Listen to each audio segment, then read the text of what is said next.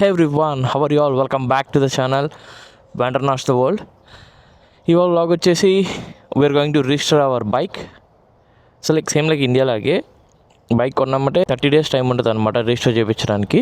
ఇక్కడ మనం రిజిస్ట్రేషన్ ఆఫీస్కి వెళ్ళినట్టే యూఎస్లో కూడా ఒక డిఎంవి ఆఫీస్ అంటారు దాన్ని. So we need to go there. అక్కడికి వెళ్ళి బైక్ రిజిస్టర్ చేయించేద్దాం. సేమ్ లైక్ ఇండియాలాగే మనకు కూడా ఇక్కడ కొన్ని డాక్యుమెంట్స్ కావాలి. సో ఇక్కడ మెయిన్ డాక్యుమెంట్స్ వచ్చేసి 3 ఉంటాయి. ఇది నా టైటిల్ బైక్ది, and bill of sale and insurance copy. So ఈ బిల్ ఆఫ్ సేల్ ఏముంటుందంటే బైక్ అమ్మాడు, వాడి నేమ్, నేను ఎంత కొన్నాను, నా డీటెయిల్స్, లైసెన్స్ ప్లేట్ ఏంటి, ఇవన్నీ ఉంటాయి అన్నమాట. సో లైక్ ఈ డాక్యుమెంట్స్ అవన్నీ ఫిల్ చేసేసుకొని, ప్లస్ ఇది టైటిల్ వెనకాల కొన్ని డీటెయిల్స్ ఉంటాయి. సో లైక్ టైటిల్ మొత్తం ఫిల్ చేసేసుకోవాలి. మన అమ్మినోడి డీటెయిల్స్, మన డీటెయిల్స్, డేట్, అక్కడ నుంచి అవన్నీ ఫిల్ చేసుకొని ఇన్సూరెన్స్ కాపీ తీసుకొని ఈ 3 కాపీస్ తీసుకొని వెళ్ళిపోతే డిఎంవిలో రిజిస్టర్ చేసేస్తారు. నేను బ్యాగ్ తీసుకెళ్తున్నా. తిరిగి వచ్చే టైంలో వాల్మార్ట్కి కూడా వెళ్ళే పని ఉంది. అండ్ ఇది వచ్చేసి నా ఓల్డ్ ప్లేట్. మేబీ దీన్ని కవర్ చేసేస్తా, బికాస్ అది మంది కాదు. బట్ ఈ ప్లేట్ ఇంకా 10:25 వరకు ఉంది టైము. మేబీ వాడు కౌంటీకి వెళ్ళి క్యాన్సిల్ చేసేసుకోవచ్చు. కానీ యాక్చువల్గా మనం బైక్ కొన్నప్పుడు అయితే ఎవరైనా ప్లేట్ ఇవ్వరు. వాళ్ళు ప్లేట్ తీసేసుకొని జస్ట్ బైక్ ఇచ్చేస్తారు. కాకపోతే వాడు నాకు ప్లేట్తో పని లేదు, తీసుకెళ్ళిపో, నో ప్రాబ్లం, అది ఇంకా టైం ఉంది, నువ్వు చేయించుకునే వరకు ఉపయోగపడుతుంది అన్నాడు. యాక్చువల్గా మనం ఇది ఉంచుకోవచ్చు, కానీ ఇన్ కేస్ ఆపేరంటే బాబాయ్లు అది హెడేక్ అవుతుంది. బట్ ఉంచుకుంటే 10:25 వరకు టైం ఉంది. జాగ్రత్తగా బాబాయ్ ఆపకపోతే ఇబ్బంది లేదు. బాబాయ్ ఆపినా మా అంకుల్ది ఎవరో ఒకరు చెప్పొచ్చు, కానీ రిస్క్ ఎక్కువ.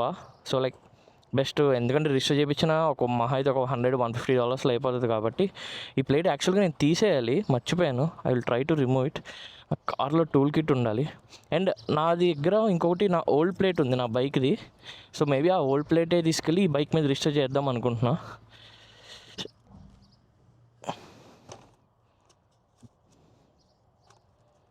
నా ఓల్డ్ ప్లేట్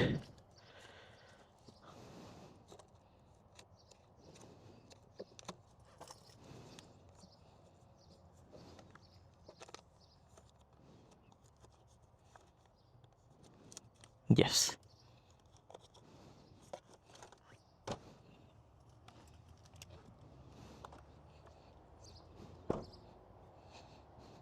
సో ఇది వచ్చేసి నా bike old plate AP16BK. AP16 అంటే విజయవాడ, BK నా నేమ్.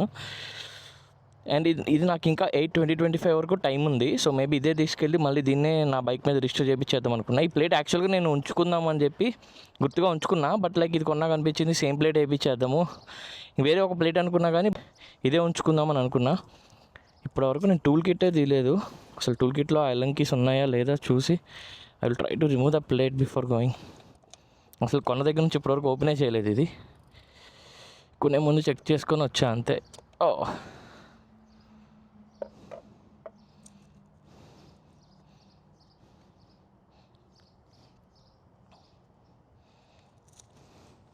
మనోడు సేఫ్ సైడ్కి ఇక్కడ పెట్టుకున్నాడు. ఇది రిజిస్ట్రేషన్ అనమాట. అసలు మనం కొన్నాక ఇలాంటిది ఒకటి ఇస్తారు మనకి. సో బైక్ కొన్నాక బాబాయ్ లేకపోతే మెయిన్ అడిగేది ఇదే, రిజిస్ట్రేషన్ ప్లస్ ఇన్సూరెన్స్ కాపీ ఫోన్లో కూడా చూపించచ్చు, కానీ రిజిస్ట్రేషన్ కాపీ మాత్రం మోస్ట్లీ ఇది ఉండాల్సిందే మన దగ్గర.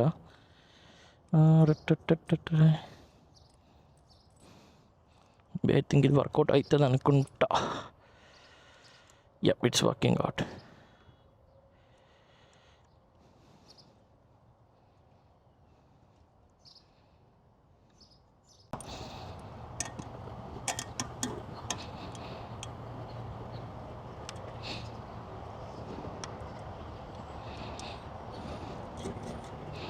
సో ఈ ప్లేట్ కూడా నేను తీసుకెళ్ళి కౌంటీలో చూపిస్తా. సో నాకు నా దగ్గర ఆల్రెడీ ప్లేట్ ఉందంటే వాళ్ళు ఇదే ప్లేట్ని రిజిస్టర్ చేసేస్తారు. ఈ ప్లేట్ ఆల్రెడీ క్యాన్సిల్ అయిపోయింది. సో ఇది మళ్ళీ బైక్ పెట్టకూడదు, మళ్ళీ అది తిరిగి రిజిస్టర్ అయ్యే వరకు బైక్ ఉండకూడదు. ఇది కూడా ఉంచుదాం సేఫ్ సైడ్కి వాళ్ళు అడిగితే.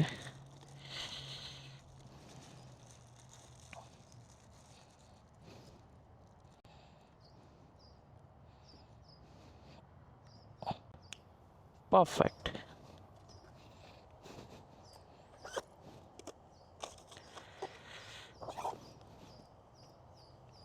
That's all.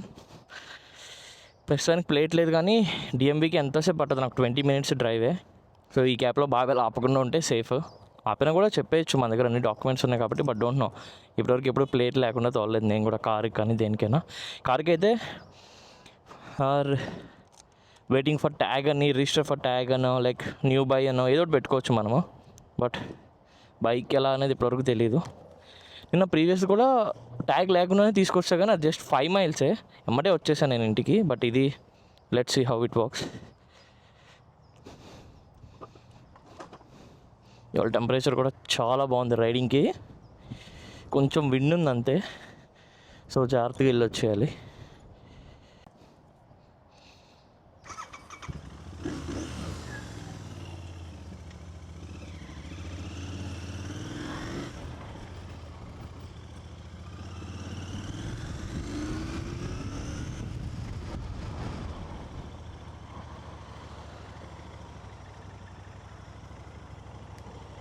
One eternity later.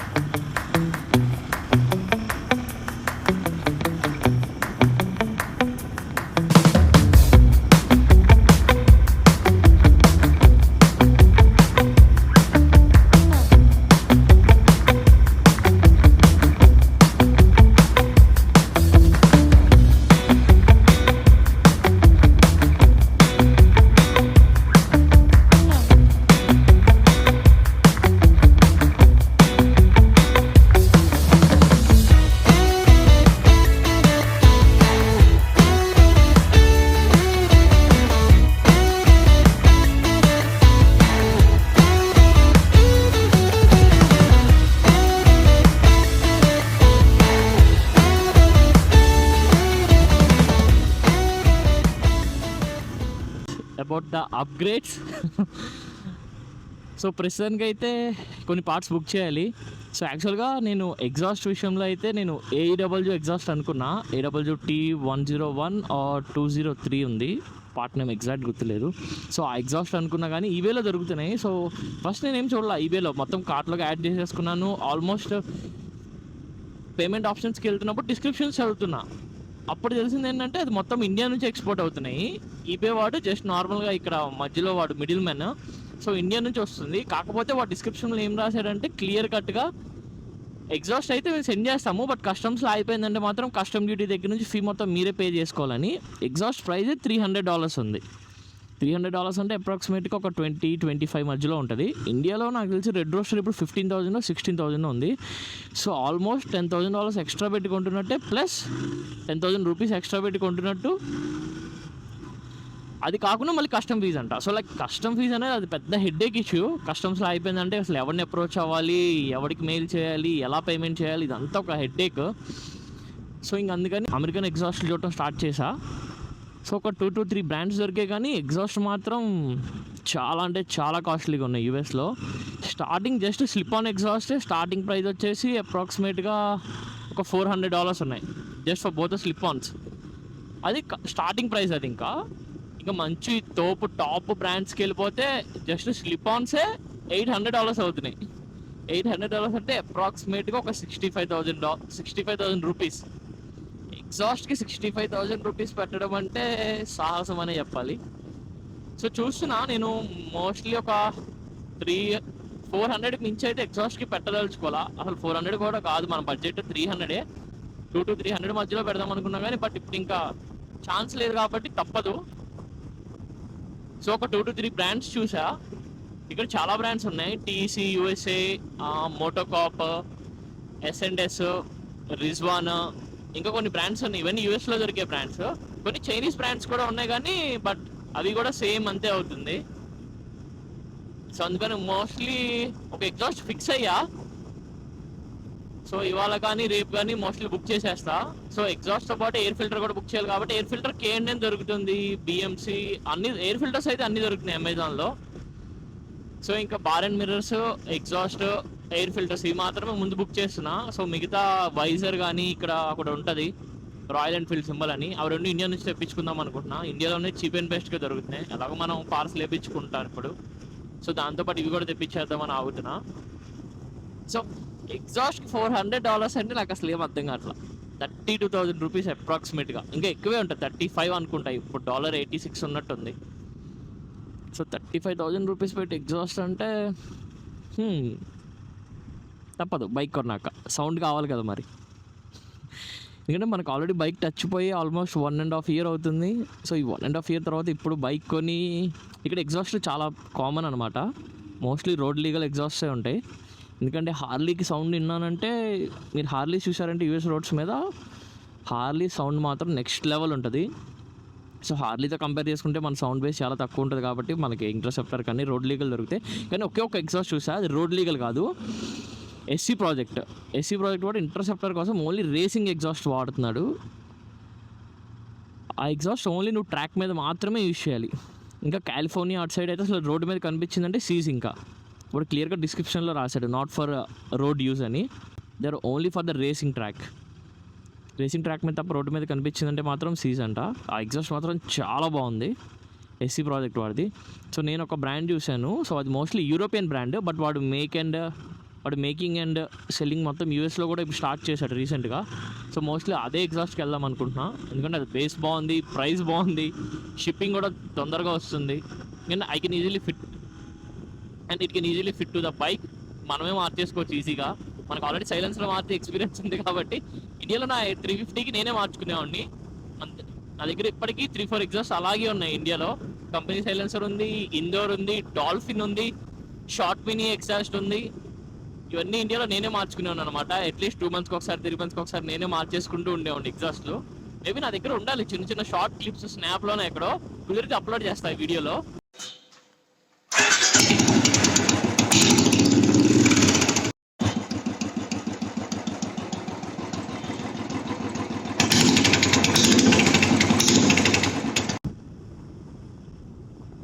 So ఇంకా మనమే ఫిట్ చేసేసుకోవచ్చు. So just waiting for the exhaust. ఇంకా ఎగ్జాస్ట్ వచ్చేస్తే ఇంకంతే. ఇంకా బైక్ మీద నేను అంతకు మించి ఏమీ స్పెండ్ చేయదలుచుకోలేదు. ఇప్పుడు already out of the budget వెళ్ళిపోయింది లైన్. ఏమే అనుకుంటాం కానీ బట్ ఏదో ఒకటి నచ్చుతూనే ఉంటాయి. ఇంకా ట్యాంక్ గ్రిప్స్ ట్యాంక్ గ్రిప్స్ ఒకటి బుక్ చేయాలి. ఇంక ఇలా చెప్పుకుంటూ పోతే ఏదో ఒకటి ఎక్కుతూనే ఉంటాయి బైక్కి మాత్రం. ఇంక ఇక్కడితో ఆపేద్దాం అని అంటే మాత్రం అది అయ్యేది కాదు. But I will try to reduce. ఎందుకంటే ఇప్పటికే తడిచి మోపిడైంది. ఇంకా ఇప్పుడు డిఎంవీకి వెళ్ళి రిజిస్ట్రేషన్ చేయించేసి బయటకు వచ్చి అర్జెంటుగా కీ కోపించాలి. కీ వాడు నాకు ఒకటే ఇచ్చాడు. ఇప్పుడు అర్జెంటుగా 2-3 కీస్ కోపించాలి. మనకు ఒక మంచి హ్యాబిట్ ఉందన్నమాట కీస్ పోగొట్టడం. నా కార్ కీస్ అయితే ఇప్పటివరకు పోగొట్టలేదు, కానీ కార్ లోపలే ఉంచేసి సెంట్రల్ లాకింగ్ నొక్కడం అనమాట. కార్ దిగేటప్పుడు అలా కార్లో మర్చిపోయి సెంట్రల్ లాకింగ్ నొక్కేసి చాలాసార్లు మర్చిపోయా.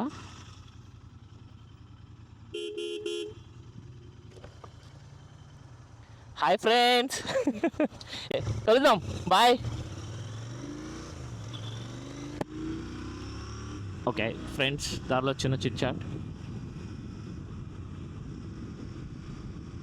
సో ఏం చెప్తున్నా, మర్చిపోయి కీస్. సో కార్లో అలా సెంటర్ లాకింగ్ నొక్కేసి కార్ లోపల కీస్ ఒక 3 to 4 times మర్చిపోయి ఉంటాయి ఈజీగా ఇప్పటిదాకా. సో అందుకని అర్జెంటుగా కీస్ కోపించాలి ముందు బయటికి రాగానే. సో అది ప్లాన్. సో డిఎంవీ అయితే ఇంకా ఆల్మోస్ట్ ఒక 5 miles ఉందా, మోస్ట్లీ less than 5 miles ఉంది. వెళ్ళి రిజిస్టర్ చేయించేసి will see you again on the road. So hi, welcome back. ఇది సెకండ్ డే అనమాట. నిన్న ఎలాగో మనది రిజిస్ట్రేషన్ ఫ్లాప్ అయింది. ఎందుకంటే టైటిల్ మీద ఒక చోట మనం డేట్ రాయాలి, పర్చేస్ డేట్ రాయిపోయి డేట్ ఆఫ్ బర్త్ అనుకుని ఇయర్ రాసేసాను నేను. 2025 రాయాల్సింది 2000 అని. సో ఆ డేట్ కరెక్షన్ చేయడం వల్ల వాళ్ళు మళ్ళీ ఒక ఫామ్ ఇచ్చారు. సో మళ్ళీ అది మనం బయ్యర్కి పంపించి బయ్యర్ దాన్ని సైన్ చేసి మళ్ళీ ఇందాక మెయిల్ చేశాడు. సో ఆ ఫామ్ తీసుకొని వెళ్తే కానీ రిజిస్ట్రేషన్ అవ్వదన్నారు. సో మళ్ళీ ఇప్పుడు డిఎంవీకి వెళ్ళి మళ్ళీ రిజిస్ట్రేషన్ చేయించాలి. That's all. అలా మనకి ఏది ఫస్ట్ టైం అవ్వదన్నమాట, అన్నీ మనకి ఎలా జరుగుతూ ఉంటాయి. So see you on the road. So yeah, let's go.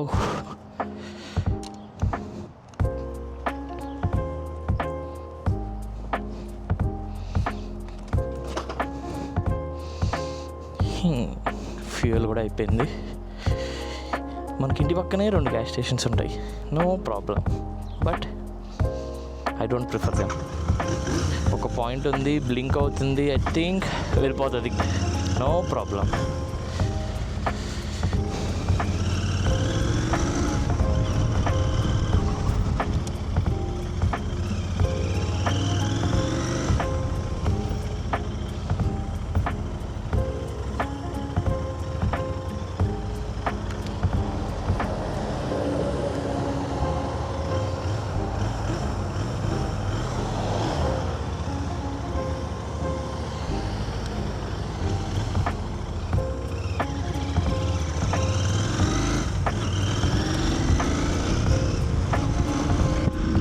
అక్కడే సిగ్నల్ ఉన్నా ఇలా ఎందుకు తిప్పుకుంటూ వచ్చానంటే ఆ సిగ్నల్ మనల్ని రికగ్నైజ్ చేసి అది గ్రీన్ బట్టన్కి చాలా టైం పట్టింది. దానికన్నా ఈ షార్ట్ కట్ చాలా బెటర్.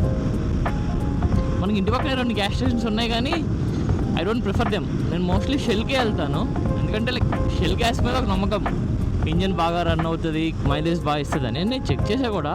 సో లాంగ్ వెళ్ళేటప్పుడు అయితే నాకు షెల్ బాగా వర్కౌట్ అయింది కార్కి. సో నేను రెగ్యులర్గా కొట్టించే నార్మల్ వేరే గ్యాస్ స్టేషన్స్ కన్నా నాకు గ్యాస్ ఎందుకో షెల్ బాగా మైలేజ్ ఎక్కువ ఇచ్చింది లాంగ్ రన్లో. సో ఇంక అప్పటి నుంచి షెల్లే ప్రిఫర్ చేస్తున్నా. సో ఇంక బైక్ కూడా షెల్లే కొట్టిద్దాం. అండ్ షెల్ గ్యాస్ కూడా కొంచెం ప్యూరిటీ ఎక్కువ ఉంటుంది వీటితో కంపేర్ చేసుకుంటే. అండ్ షెల్లో మనకి మెంబర్షిప్ కూడా ఉంది. సో లైక్ ఎవ్రీ గ్యాలన్కి నాకు 0.03 సెంట్స్ ఆర్ 0.05 సెంట్స్ అలా వస్తాయి. కొన్నిసార్లు ఆ ప్రమోషనల్ టైం ఉన్నప్పుడు 35 సెంట్స్ వరకు వస్తుంది. అది rare cases. So I prefer Shell. ఇండియాలో కూడా ఇప్పుడు స్టార్ట్ అయినాయి, కానీ కొన్ని మేజర్ సిటీస్లోనే ఉంది. ఇది మా విజయవాడ మొత్తం మీద ఇబ్రహీంపట్నం దగ్గర ఒకటి ఉన్నట్టుంది. మరి ఇప్పుడు ఏమైనా స్టార్ట్ చేశారో లేదో తెలియదు, కానీ సో అది సిగ్నల్ ఆపడం ఒకటి మర్చిపోతున్నాం. సో దానమాట నేను అనుకున్న వర్క్ అలా అవ్వలేదు, పెండింగ్ పడిపోయింది. ఇప్పుడు మళ్ళీ కంటిన్యూ అవుతున్నాం దానికోసమే. అట్లీస్ట్ డిఎంవీలో పని ఉంటే మాత్రం ఎర్లీ మార్నింగ్ వెళ్ళిపోవాలి. మనకి నిద్ర లేకడం అవ్వలేదు కాబట్టి కుదరలేదు. డిఎంవీలో పొద్దున వెళ్ళకపోతే మాత్రం దోలు తీరిపోతుంది. ఇప్పుడు అట్లీస్ట్ 1 అవర్ పడుతుంది ఈజీగా. ఇంకా దాంట్లో మనం ప్రింట్అవుట్ కూడా తీసుకోవాలి. ఇంకా ఆ ఫామ్ మనోడికి మెయిల్ చేస్తే వాడు సైన్ చేసి తిరిగి టెక్స్ట్ చేశాడు, తిరిగి మళ్ళీ దాన్ని పీడిఎఫ్ చేసి మెయిల్ చేశాడు. సో ఇప్పుడు దాన్ని వెళ్ళి దారిలో ఫెడెక్స్లో ఆగి ప్రింట్అవుట్ తీసుకోవాలి.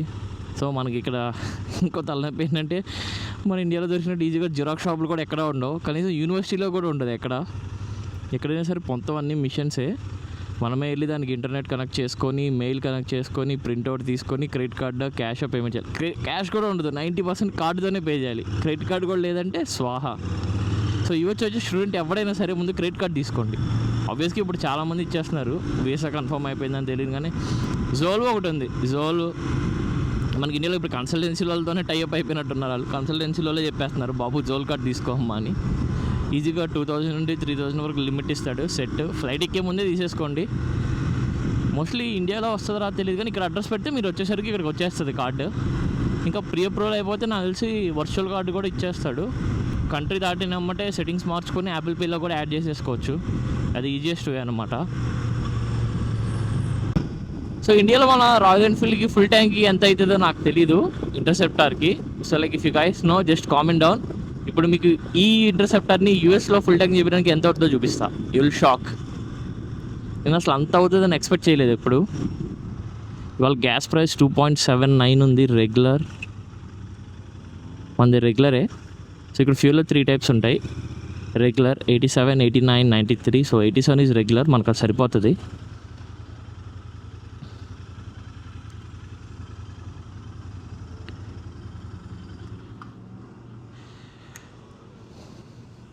సో లోపలికి వెళ్ళే పని కూడా లేదు. Okay,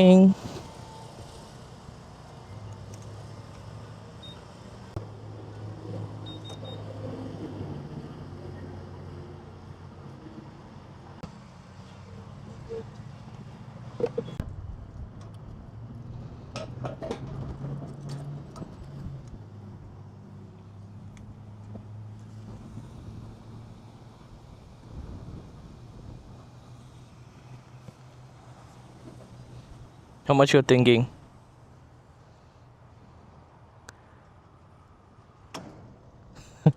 that's all. Full tank అయిపోయింది. 650. ఐ థింక్ ఇంకొంచెం పుష్ చేసి $7 కొట్టించవచ్చు.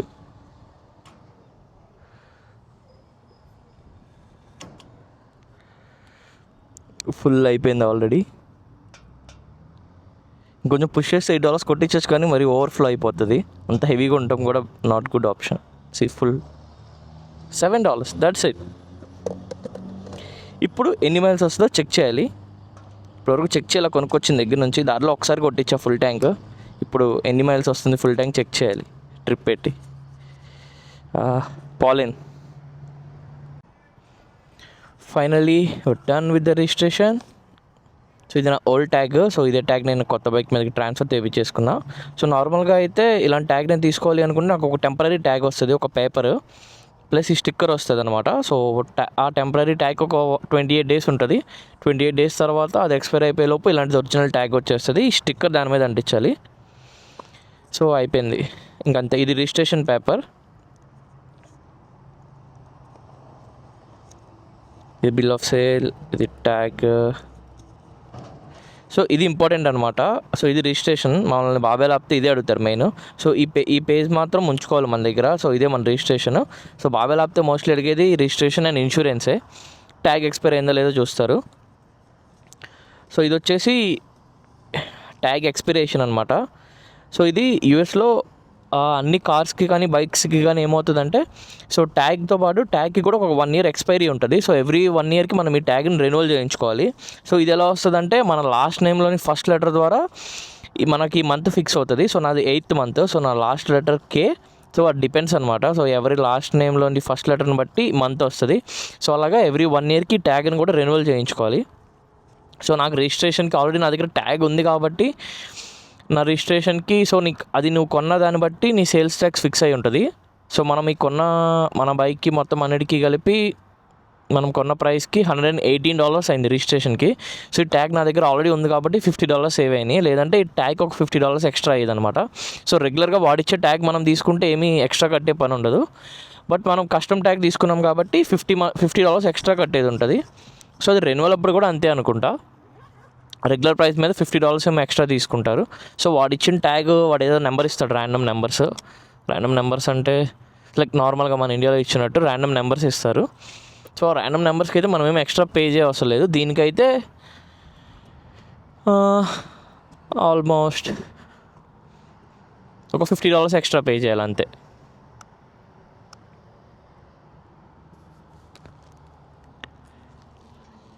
సో అదనమాట రిజిస్ట్రేషన్. $120లో అయిపోయింది. సో చెప్పే కదా. సో అది వీఆర్ గుడ్ నౌ. ఇంకా మిగిలింది ఎగ్జాస్ట్ అండ్ చిన్న మోడిఫికేషన్స్. సో అవన్నీ చేసేద్దాం. సో ఇంకా ఎగ్జాస్ట్ వాళ్ళు బుక్ చేసేస్తాను వెళ్ళి. సో ఎందుకంటే ఈ రిజిస్ట్రేషన్కి ఎంత అవుతుందో తెలియక ఆగాను. ఎందుకంటే మనం ఆల్రెడీ ఒక బడ్జెట్ అనుకున్నాం, ఆ బడ్జెట్ దాటి వెళ్ళిపోకూడదు కదా. సో ఆల్రెడీ ఆ బడ్జెట్ దాటే లేదు. సో ఆల్రెడీ ఆ బడ్జెట్ కొంచెం దాటినట్టు అనిపిస్తుంది. సో అందుకని రిజిస్ట్రేషన్ అయిన తర్వాత దాన్ని బట్టి ఫిక్స్ చేద్దామని ఆగా. సో ఇంక ఇవాళ వెళ్ళి exhaust, bar and mirrors, visor and air filter book చేయాలి. That's all for now.